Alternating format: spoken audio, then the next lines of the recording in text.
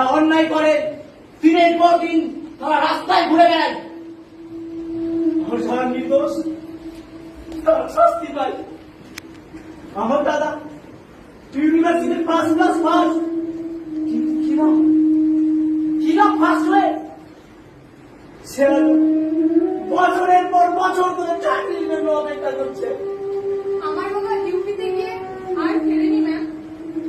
জানেন ম্যাম, আমার বোনটাকে ওরা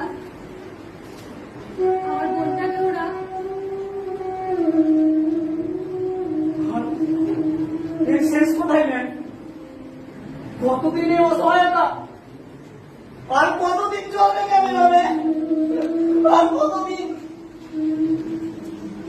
তোদের মতো ছেলেরাই তো আমাদের কলেজে, সমাজে, দেশের ভবিষ্যৎ। তোদেরকে এগিয়ে আসতে হবে।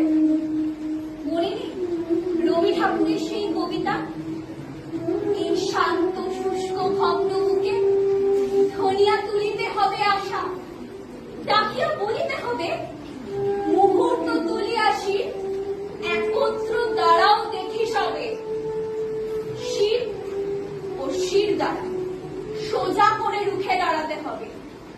এই গভীর অন্ধকারে আলোর দিশা দেখানোর নাম